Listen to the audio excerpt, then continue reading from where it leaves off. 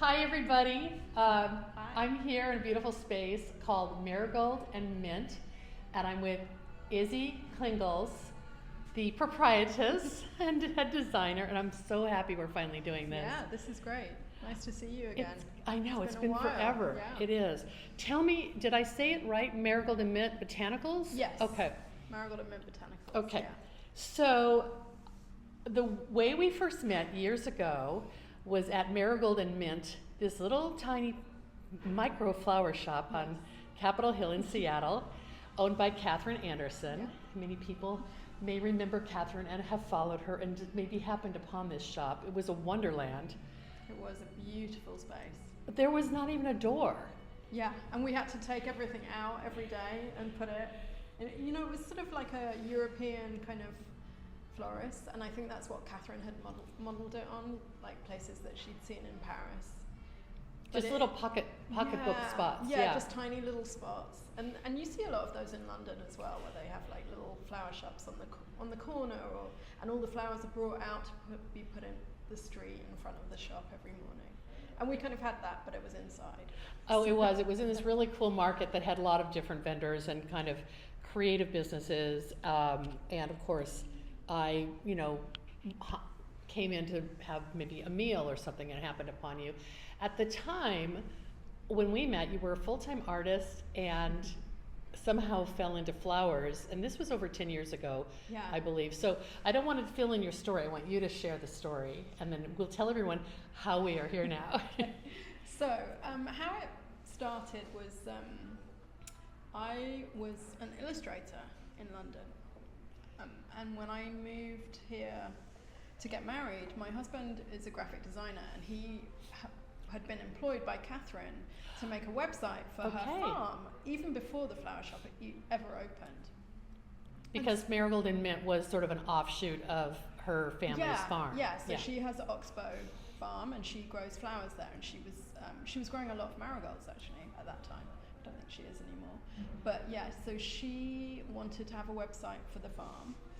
And she worked with my husband. My husband said, "Oh, you should talk to my fiance, Izzie. She's an illustrator. I think you'd really like her work, and maybe it would be cute to have some little flower pictures on the website." And so that's how we met, and we just really got on well. And then, and I did illustrations for the website. And then after I had been here, I think for like maybe a year. So when I came and got married and I had my green card, I couldn't work. So I was like stuck at home,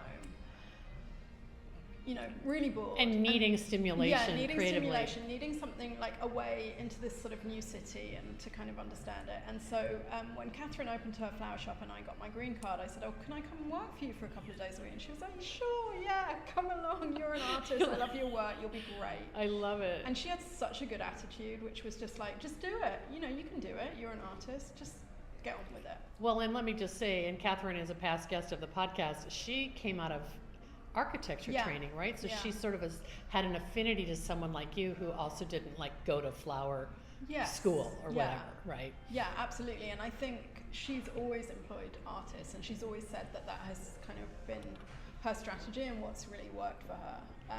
And I think it's just always been a kind of interesting, and I do that now. Your art, well, first of all, I think your art is on your shirt, right? Let's show everyone off. Oh, that says it's MMB, Marigold and Mint Botanicals. This technique of yours is so unique. It's like pointillist almost. Is that appropriate? Yeah, it is. Yeah, pointillism. Yeah. I have a print of yours. The flower skull. The flower skull. It's silver. I bought it from one of my sons, but somehow I never gave it to them. So I have it. Wise. Yeah, I love it. It's so interesting. I'll try to. Will you have a website for your art? I do, yeah. Okay, good. We'll share that because it's so unique, and Thank you. I appreciate that. That approach is also those very first marigolds you illustrated for Katherine's business employed that same technique. Yeah. Is it by pen and ink, or how do you do that? Yeah, I do it with pen and ink. Yeah. Oh and it takes a long time. This is why I don't do illustration anymore. Because it was, I think to kind of make a living Yeah. As an illustrator, you maybe need to have a slightly faster style. A faster style, or like somehow an agent who's getting you like the big commissions or something. That's interesting. And also, I have to just say, I was trying to remember when we first met, but at that point when I met you, I was the garden editor for, I think, Gray Magazine. I think it was Gray Magazine, or was it Seattle Homes and Lifestyles? No, I think it was Gray Magazine. Gray Magazine, and I really, we did some kind of fun thing about how runway fashion is inspiring artists, and I have to go back and find that article, but you were one of the artists that we profiled, so that was kind of a one-off. Like, I don't know how we concocted that idea, but fast forward, you've been working in flowers, and then you and Katherine and your husband started a separate spin-off business, and talk a little bit about that. That's the brand, right? Yeah, so we started a business making candles, because we were selling candles in the original Marigold and Mint, and we thought, we could make our own scents and it'll be really fun. And it was really fun. I think we are now winding down that business because I just don't have time to make candles. It takes a long time as well. But, were you doing it, like physically doing it yourselves? Yeah. Oh my goodness. Most people I know who have a candle line find a manufacturer to do it for them. So we started out actually, Erin Don, who was also a Marigold and Mint florist, she moved to Portland. She was making candles for us in the beginning, and then she decided she wanted to do something else, didn't have time for it, and then I started doing it in our garage in Bremerton, and it's I think the dream is over now. It was a good run. I don't think you're the only one who's lived through that. I will say, you were the first people I recall. I was so impressed by this. You had a cannabis scented candle. Cannabis and coffee, that was Katherine's idea. Okay, cannabis and coffee. Oh my gosh. Sort of quintessential Seattle. So scent, true, right? but very edgy and very, I think it was even before the laws changed. And it was a long time ago. Pretty inspiring, but also they were wonderful. You had wonderful combinations. So many people will have remembered the London Plain. Was a spin-off, I guess, of Marigold and Mint, the old shop, and that you were very involved with that as a florist and a teacher, I think. How many years was that business in existence? So I think the London Plain was in existence for 10 years. Okay. And so Katherine started the London Plain with Matt Dillon, who the chef. Had Sitka and Spruce, which was just across the way from us in Melrose Market. The Sitka and Spruce might have been the restaurant I was going to when Probably, I first discovered so you guys. Good, that restaurant. Yeah, Loved it. tiny little. in the little corner. So they started London Plain, and then after a while, Katherine decided to close Marigold and Mint and put all her sort of energy into London Plain. And so we carried on doing the candles, and I worked at a lot of different flower shops. Oh, all over Seattle? All over Seattle. Oh my goodness, Izzie. You put in your dues. Good learning, for sure. It was good to work at a few different places, I think. And then after the pandemic, I came back to working at London Plain, or during the pandemic, actually. Yeah, I think it was during the pandemic. Right. Jenny, who had been working there, Jenny Nelson, moved to Vancouver, and and I started working at London Plain, and eventually became the floral manager, and then it closed. So And only about 18 months ago, right? Or 2 years, maybe? It's coming up for 2 years, but something like that. And Izzie, I was going to say at the very beginning of this interview, but I'll just stop and say it now, is that this is really a narrative that is the evolution of a brand, a couple brands, an arc of flowers in your philosophy that you kind of picked the baton up from London Plain and created a new floral business that has some flavor that they brought to the neighborhood of Pioneer Square, but also your own aesthetic. and that is really exciting. It is, yeah, and I think that I do think that Katherine has been really kind of instrumental in sort of shaping some parts of the kind of floral flavour of Seattle. And Seattle is such a great flower city. There's so many amazing flowers that are grown here. You all know, this local product. We have amazing local product. I can't really think of anywhere else that has better. Maybe California, I don't know. But in terms of like access, so close to the city, it might even be easier here than San Francisco. Yeah, I think so. And I think, you know, it's really important to me to kind of try and carry that on and sort of honour that legacy and all the amazing people that I've worked with and people that have taught me so much. Yeah. And, you know. Well, how did it actually happen? I will just pause and say, during the pandemic, we recorded a podcast interview with Katherine and Jenny Nelson, Katherine Anderson and Jenny Nelson, about just all that the business went through, including the feeding of, you know, frontline first responders or healthcare workers or something through the restaurant side. But then I remember distinctly sitting with them in the old space, masked. You know, we finally took off our masks and social distance to record that interview. I'll share that as a link so people can go back and hear that and then see what's evolved. And at the time when the London plane closed, I think it was due to the lease ending or something, right? Yeah, I mean, I think it had just sort of naturally came to the end of its lifespan. Yeah. And did you right then think, I'm going to carry this on? Or how did you pick up that baton and create this magical mini floral business? It looks mini, but I know it's bigger than it looks. So it was actually Jane Hadreen, who's another old friend from the early years of Marigold and Mint. She used to always come into the market and buy flowers. She has Flora and Henry, I like to say it. Flora and Henry. Yeah. Okay, and that's your neighboring. Yes. So we are situated between Flora and Henry and General Pauper's Donuts in a very beautiful, I mean, it is kind of a lobby, it's a doorway, but it's a very beautiful one in a gorgeous old building. And we will wander over there and catch some footage, yes. So she was really the architect of this, because she came to me and said, oh, you know, what are you going to do now, and would you be interested in starting a little flower shop in the lobby? And because she knew she was going to take that larger space. Well, she had always been in Flora and Henry, but she just had the vision that it would be lovely to have a little kind of floral element in the entrance, and a really great use of space. You know, it was just a kind of space that wasn't really being used for anything. And I think we were really inspired by. I know you go to London, don't you? Yes. So do you know Liberties, the department store? Yes. And you know it has I think is it Wild at Heart? In the lobby, kind of the foyer, yes.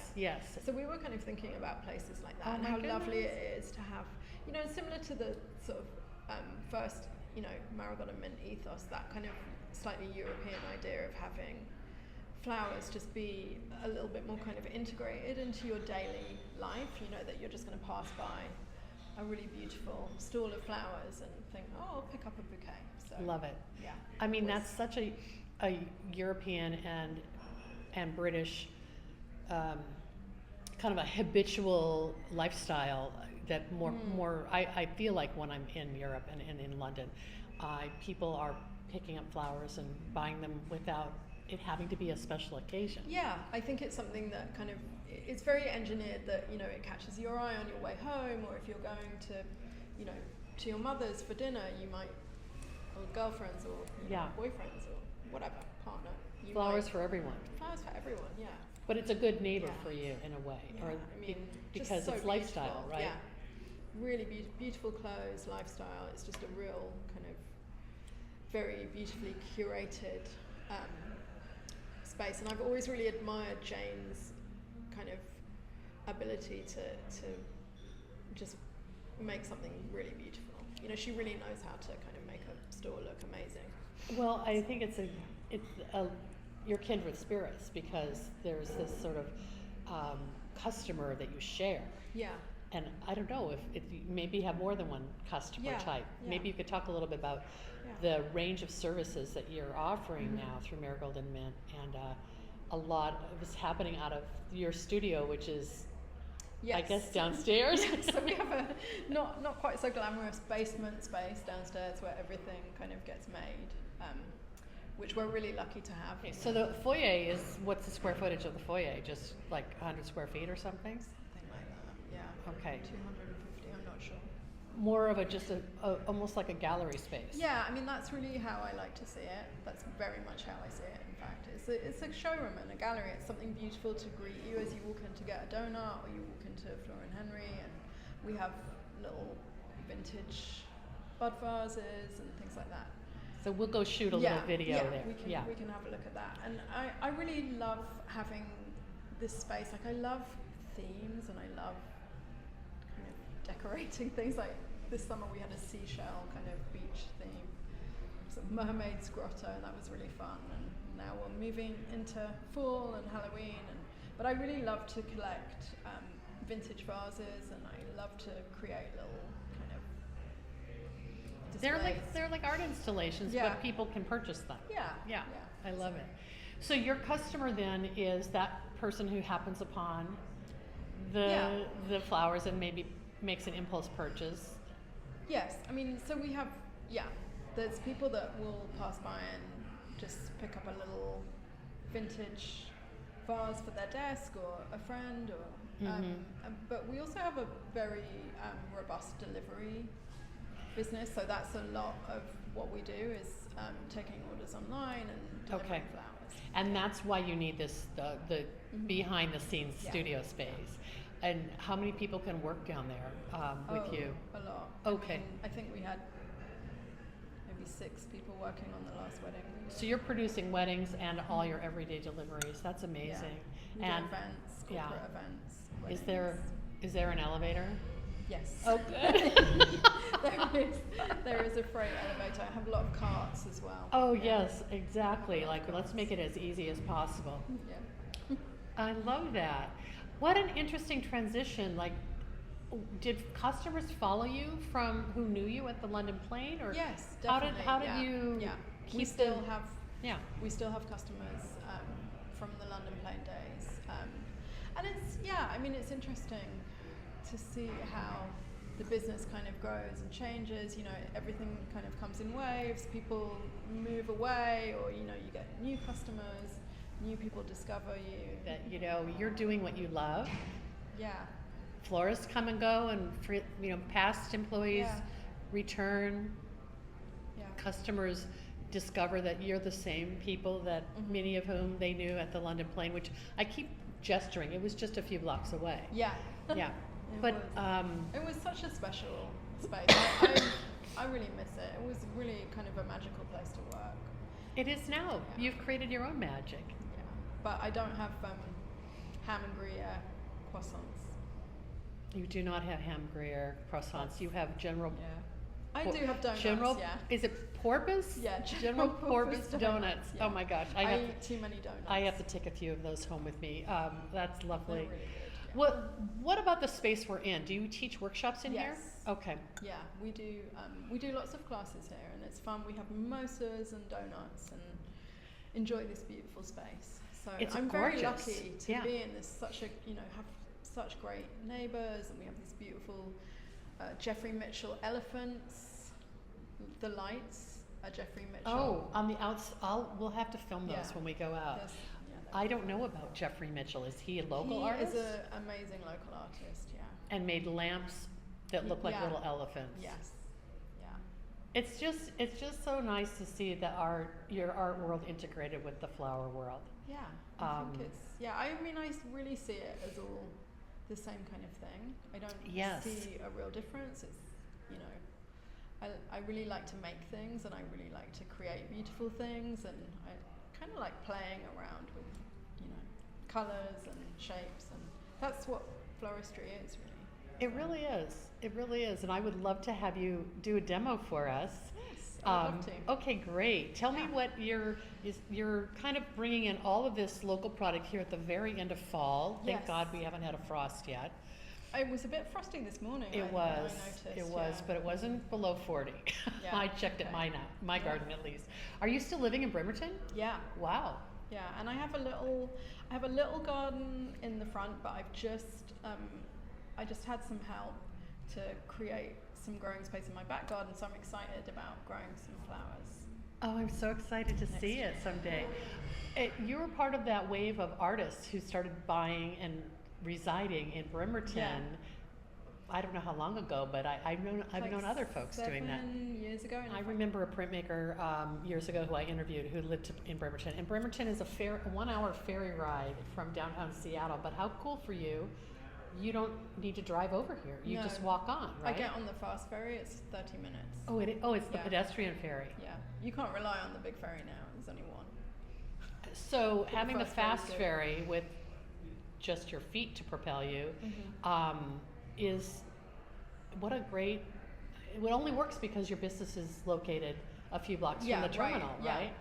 And isn't it great, the waterfront? Don't you love the plantings Yes. on Alaskan Way? It's Yes. so beautiful to walk past them every day. and It's see just the fabulous. Seasons change. They've done such an amazing job. Yes, that's a whole. I need to interview Richard Hartledge, Yeah. whose firm designed that. He wrote the foreword to my very first book. That's how old I am. That was in 2002. And so now here he is designing the waterfront, Amazing. our own little High Line. Yeah. But let's talk about your flowers. So, talking about Bremerton and the ferry, actually, so these kind of big dahlias are grown in Bremerton. A friend of mine, Sean O'Neill, who's a glass artist, but he's really into dahlias, and he has just started a little business called Upland City Farms, where he's Okay. going to be growing dahlias, and he has actually won some prizes in the Kitsap dahlia world. So he's hardcore. Yeah, he loves dahlias. So he's been growing these dahlias, and I've been buying some of them from him. And what I really love about it is that he cycles on the fast ferry. So he cycles with a Pacona full of dahlias onto the fast ferry. And delivers to you? Yeah, and I'll meet him on the fast ferry and get the bucket of flowers, and we'll bring them here. And he'll cycle off to his job at UW. Oh, that's as so a glass great. technician, and I just love it. It's like these flowers have only seen feet, bicycles, and public transit. Isn't They're that super amazing? slow. They are the slowest flowers in Seattle. I love it. So, it. Oh, that's yeah. great. Well, is he selling to other people, or if we link to his Instagram account? I think he'd like to. Yeah, Okay, I good. think it's his first year of properly, growing to sell. But I love it. He's growing great stuff. And then we have lots of beautiful marigolds from the growers market, which of course we all love so much. And Yep.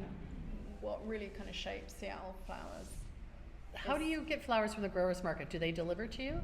I get an Uber Oh, or a Lyft. and just go down and Yeah. it's Yeah. 5 minutes away. Yeah. I love that. You're so urban. So I do remember one time I went and I bought so much stuff. I had something big on, and Charisse at the market looked at me and said, "I think you're going to get that in an Uber." And she said to Dennis from Jello Mold, "Oh, could you give Izzie a lift?" And he did. Our poor customer needs a ride with her flowers. That's family. I mean, Yeah, I mean, I'm not that's- surprised. Yeah, that's another thing that's so great about the Seattle floral community. Yeah. It really is a community. Yeah. People really help out, and that's Well, so lovely. those marigolds are you have to Yeah. design with them all the time. It's in your brand. Yeah, exactly. And then I have some. You probably can't see, but I have gonna come around and follow. these Oh wow. beautiful persimmons. Look how Oh my gorgeous. gosh. The color is so amazing. Oh my gosh, it doesn't even look real. It looks like Yeah, it's been dipped they're in so wax. classy, aren't they? So these were grown by Sharon Chung, who is another ex-Marigold and Mint original Marigold and Mint employee. Your And- network. Yeah, and she has a beautiful house in Beacon Hill, and she grows a lot of amazing things. And sells them. And kind of quirky things too, Yeah, like quirky fruited things, branches. yeah. Obviously in Seattle we don't sadly have the weather all year to have flowers, but during the flower season the bulk of what I have and what I sell comes from these really hyper-local growers. And I really enjoy it. I love having relationships with them, and I love that they grow such interesting things. Like everybody grows different things and has their own little specialities, and I think that really brings an interesting flavor to what we do. Before you start designing, Izzie, I'm just curious, are you able to communicate that with to the customer? And they know you are sourcing locally, I'm sure. Yeah, I mean, I do think it is important to our customers that I think they enjoy that, for sure. Yeah. And I think, just before we get into designing, I think, and it's really important to me to kind of experience like life seasonally. Like I think that that's a real gift. If you can really live in the seasons, for me it really helps to kind of bring a sense of like calm and anticipation and joy to my life, because I'm always thinking, oh, it's cherry blossom season, or it's Japanese anemone season, or you kind of get excited about those things. On that note, I'm just curious about your winter sourcing practices. I know everyone struggles with this. The growers market obviously has California product. Yeah. But are you changing your aesthetic so it's more quiet and maybe more reflects dormant? I mean, I think you have to, we have to recognize, if you have a flower shop, you have a business, and you can't just shut your business down when local product isn't available. So I just try and kind of go with it. I get the most beautiful things I can find at the growers market and at Maesh during the winter months. And I guess I see it like this. I mean, I want to eat seasonally. Like in the summer, I'll go to the farmer's market and I'll only eat tomatoes that are grown here, and I'll really enjoy squash or whatever comes into season. I'll enjoy it and I'll eat it. But I'm not going to not eat bananas or not eat a tomato or an avocado in winter. I mean, that's just not, for better or worse, that's not how we live now. So I do use imported flowers in the winter, and I would prefer to have them from California where possible. But if I see something that's really beautiful from South America or Holland, I will buy it. Right. So I mean, as an artist, you're blending your aesthetic with the desire to be seasonal. Yeah. Sometimes there's a little bit of a carve out for something that's Japanese sweet peas or something really unusual that you can't get. Yeah. Well, it'll be interesting when you start growing your own backyard. Maybe you'll have some surprises. That maybe. I mean, we'll have I remember Katherine making my wedding bouquet. I got married in February and it was all hellebores. I mean, I think, we can do that, but I think it's difficult for the customer to just accept hellebores at Valentine's Day, and not have roses. I mean, that's a whole different conversation, but yeah. I know, and I know that you bring California roses in, so for that demand, that customer asking for it, you're finding a solution for it. Yeah. Well, shall we set up a little let's do it. for you to make your arrangement? Yeah. All right, so I'm going to start. Do you want me to sort of talk through what I'm doing? I think people would love to hear your thinking and either what you've chosen and why, and also how you decide to place it in the vase. Yeah. So I'm going to use these persimmons because, I mean, look at them. They're just amazing. Talk about seasonal. Yeah. So I'm going to put these in first. I think it's always a good plan to put in the heaviest things first.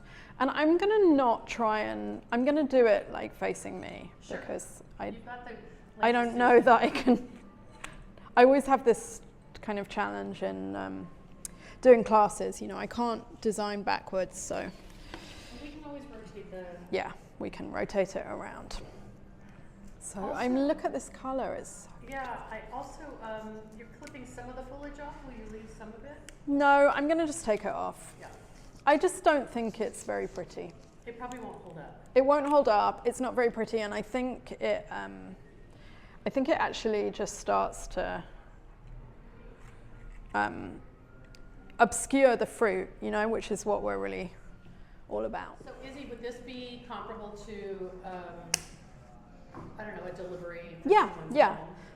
This would be. I mean, this is probably going to end up being like a $200 sort of large special arrangement because it's going to have a lot of things in it. But yeah, Pieces. yeah, a lot of pieces. I mean, flowers are getting really expensive now. So there's that. But yeah. Yes, I agree that, you know, I think everyone's feeling a little bit of that pinch of flowers getting, you know, there's a price to pay, and Yeah. we want our farmers to receive,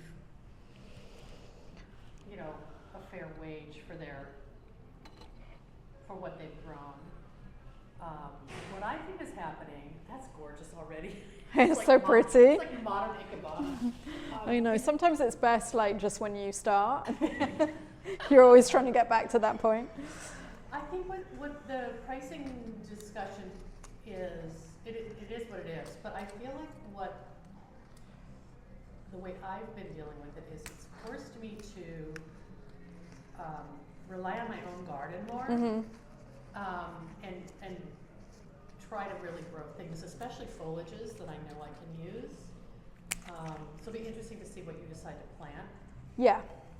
Yeah, foliage is a big thing, right? We always want those beautiful shrubs and interesting, you know, that's such a sort of basis of an arrangement.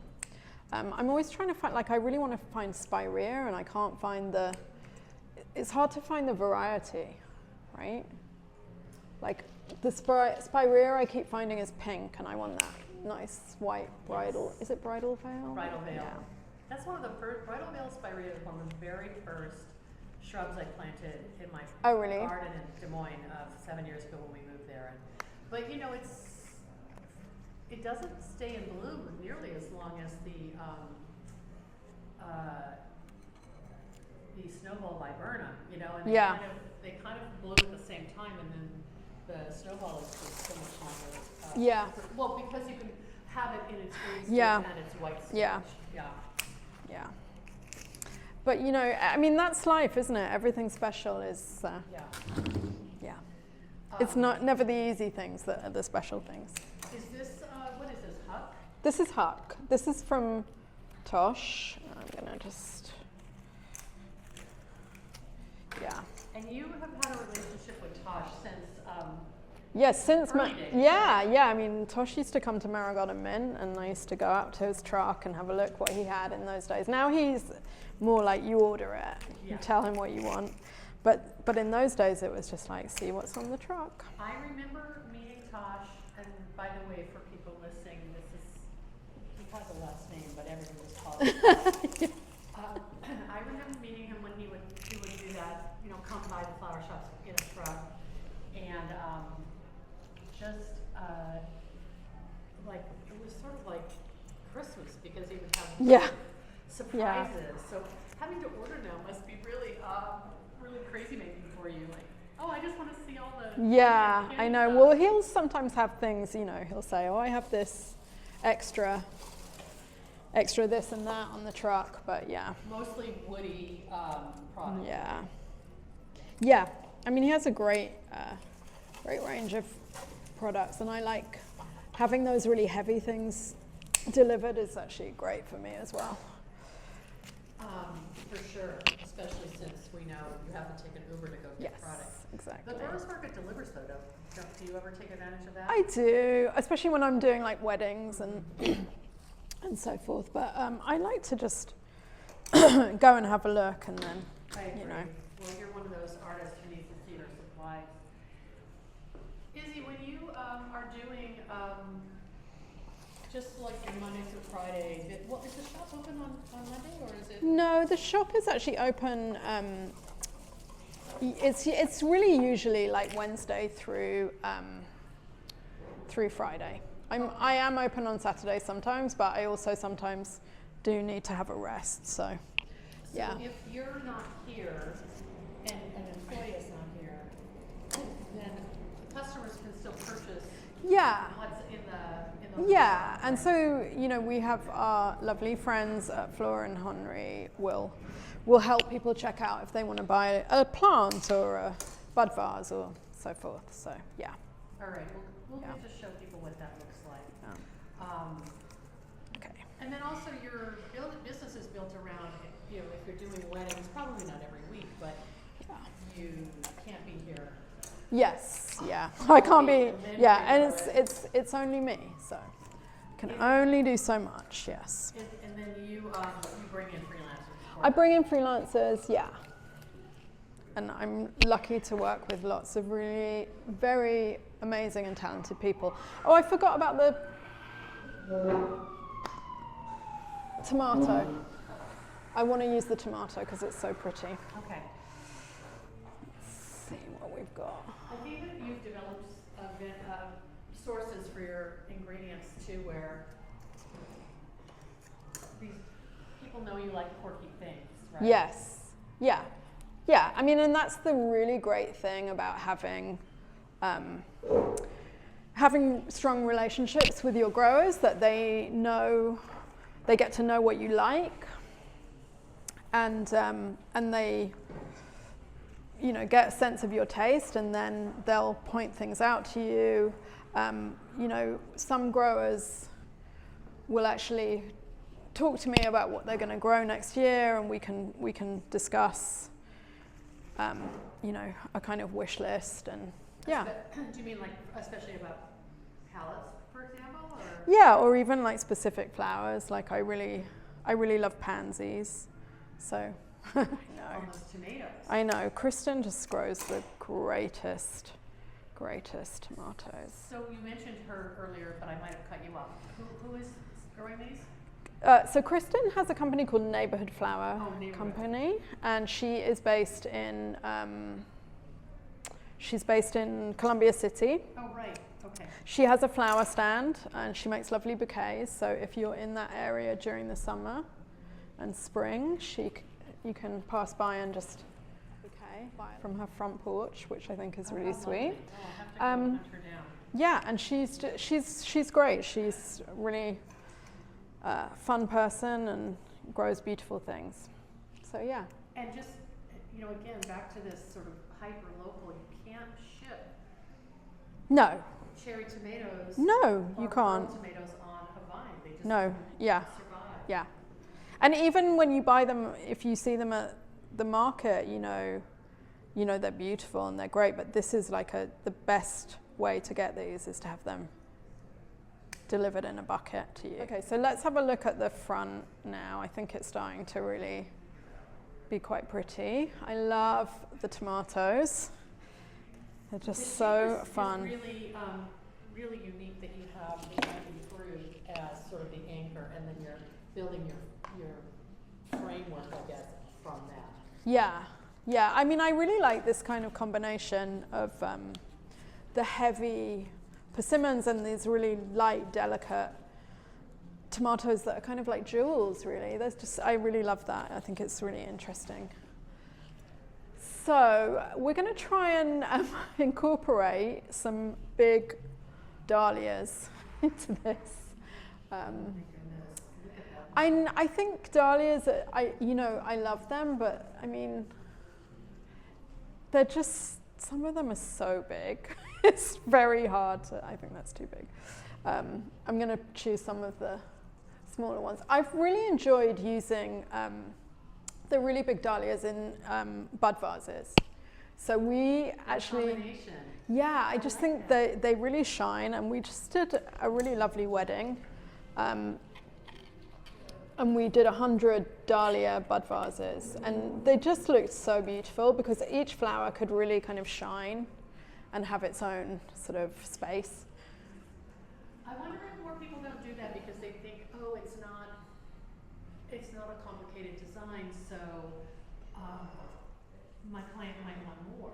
But but you just don't need more. Right. What was impactful, it sounds like, with 100 bud vases is that how you arrange them on the table by maybe by color or by grouping. I mean, I don't think you even need to do that. I honestly think there's such a, part of the beauty of something like that is the randomness of it. And that was great because Sean and Kristen just brought me all their best dahlias. And so we just had their most beautiful, unique dahlias. And yeah, it was lovely. I think it just sort of came together. And I think, it's like nature knows best, right? So I don't know. I mean, sometimes you don't need to over design things. Just like you're giving permission for that. Yeah, it's the just flower to be the design. Yeah, look, they all look pretty together. I mean, when you see flowers in a garden, to me, I mean, I'm not a real like when I plant my garden, I'm kind of a lazy gardener, and so I just throw seeds and I just use what I find cheap at wherever, Lowe's or the grocery store, just whatever. And so it's just a lot of different colors and a lot of different flowers, and I kind of like that. I don't like everything to be too tasteful and too manicured all the time. I think there's a nice kind of, just chance is a nice designer. So yeah. Look at this dahlia, it is so beautiful. This might be, so there's a couple of these, and I don't know exactly which ones, but there are a couple that Sean has actually bred himself. So I really like that some of these dahlias are just completely unique. Can't find them anywhere else. And now you're also going a little bit bolder on the color palette. You had all Yes. the tonal, and now you're able to accent. Yes. I'm going to put lots of color into it. I really like color, actually. I'm kind of glad that that's sort of, that's a little too long. I'm glad that the, that kind of blush and white and mauve, that was pretty. That fashion for everything to be like super tonal. I feel like we can't even get away from it. Yeah, it's still there. I mean, and it's great, I still don't get me wrong, I love using that palette, or if somebody wants an all white wedding, I think that's really pretty as well. But I do love color. I do love working with color. Right. And the color is reflective of what's growing in the garden right now. So Yes. that's why you're drawn to it. Yes. By the way, I stopped talking for a minute because you were saying something so elegant, and I wanted to not have my voice in it. When you talked about Chance being a wonderful designer. Yeah, definitely. Chance is a great designer. I think we should be more open to that. And not just, not always think we have to we have to over-design everything. Look at this. My gosh, look at it. Isn't it amazing? Put it up in front of the camera so people can see. What a quirky little thing. Yeah, it's so cool. And this is from your friend. Yeah, this is from Upland City. They have very long stems too, which is really Yeah, which is great. I'm just like, where can we, maybe we're going to go super long. Let's just have fun. This would be maybe hard to send out, but you can just... I think the camera picked it up, but you have chicken wire in the base. Yes, yeah. I have chicken wire, and then I actually have a bit of tape as well. Yeah, I don't like it there, actually. Maybe, is it going to go there? No, I think it wants to go forward, actually, because it has a real, forward kind of face. It has a lot of energy, doesn't it? Yeah. Yeah, it really does. Yeah, I think it wants to go. Sorry. I want it to just find the right... Oh, yeah, there we go. See, I think it wanted to go like that. Yes. It's like, see me? Yeah. Here. Yeah, here I am. It's a showy one for sure. I wonder if I've got any more of that kind of colour. Just want a few of these to anchor it. Oh, let's put in a couple of marigolds. Oops. Oh, I did do that. I want to get some nice bright colour down in here. These marigolds, I love this orange so much.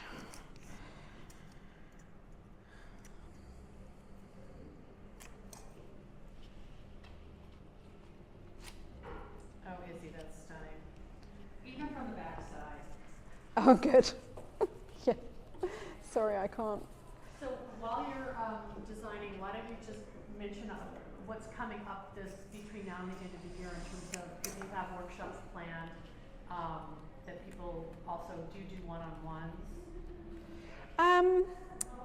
Yeah, so I have a workshop coming up this weekend, and then I have just been so busy actually with weddings that I've kind of let my workshop game slide a little bit, but we will definitely be coming back on track with that. So I always enjoy doing workshops in November actually. I think we did a really fun one last year where we really spoke about seasonality a lot and how, you know, doing something that's kind of really stark in November feels right. You know, you have a lot of kind of spiky branches and that's great. You know, you just kind of work with those and that's the mood of the season. So I would like to do that again because I do think there's a lot of value for people in kind of embracing the season, the mood of the season. So I really enjoyed that. And we do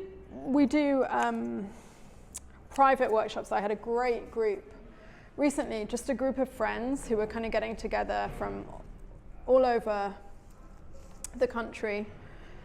They were having a weekend in Seattle, and so they decided to book a private dahlia class, and there was, I think, maybe 8 And you were in of this them. space. We were in this space. It was so fun. They drank a lot of mimosas, and they all made the most incredible arrangements. Really beautiful. Okay, so now I think we have lots of beautiful dahlias. I just want to see if the Japanese anemone is going to be pretty. You know, like maybe that's just fun to put in kind of like that, or I don't know, it could be too much. Maybe it's too much. Maybe the cosmos will be nice. You know, sometimes.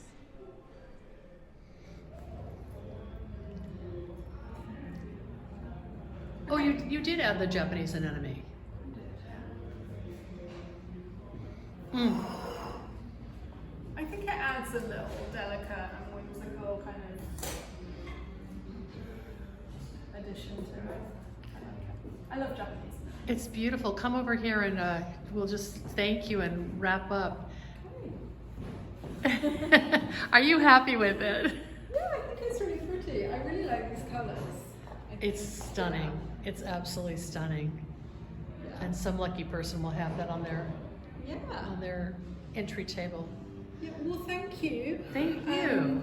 You know, and thank you for everything that you do for the flower community. It's just really an honour to be interviewed by you, and yeah. Izzie, you know what we forgot to do is What? go see the shop. Can we walk out to the shop Let's really do it, quickly? And then people can see the donuts and the light fixtures you mentioned. I've got that. Yeah, these are the donuts that I eat too many of. The amazing Jeffrey Mitchell light fixtures is so beautiful. So they're custom, one of a kind. Like, oh, there's a large one. A little parade of. Little flying troop of elephants. I'll turn around and get the image from the back side too. And here we are. We'll get that out of the way. Here's the sign that you often have out on the street. Yes. And this space is so light-filled. Isn't it amazing, the colour? I should do it this way actually so it gets light on it. I'm very bad at turning those things around. Yeah, it's a little So You are can see you, I'm really into vintage vases. where are you sourcing all of these? I do a lot of thrifting and a lot of estate sales and a lot of vintage shopping and auctions. And my husband is really, my husband Christian Petersen, he is a graphic designer and he is a big collector. He collects records, he collects antiques and vintage things, and he probably buys me 3 vases a week. Oh my goodness. He's always, And he's just able to find them out at, yeah, he just has a really great eye, and he always picks out really beautiful things. So, yeah. so in this case, these are all obviously have pods and whatnot in them. Would somebody purchase Yeah, the vase and then yeah. have you do an arrangement for it? Yeah, or people often just buy something with the, With the seed pods in it? yeah. Love it. So yeah, these are not vintage, but I just really love these vases. It struck me when I came in. I was like, okay, there's definitely a color story here. Yeah. Yeah. You found that you sourced the vases and Yeah. Yeah. So we actually just did a wedding that we had a hell-themed after party. So we got all these black vases and we put sort of beautiful red flowers and lots of anthuriums, and we had lots of roses, and we got these really cool chili peppers. I love a theme, actually. I really love a theme. Yes. If anyone wants to do a themed wedding, come and see me. well, here's another theme, and that's just little bud vases. Yeah, so these are all like antique medicine bottles. They look great. Yeah. It's really amazing to see how much color is in all this glass. Yes. I love it. Well, here you are in your space. We'll get a good look at it. Thank you, Izzie. Thanks for having me. It's been so much fun.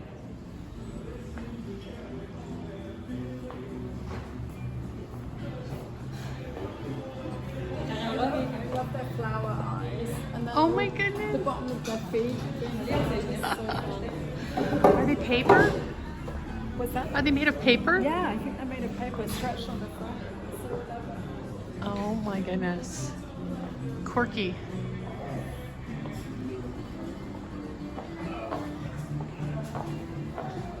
Here we are, one last look at this beautiful arrangement.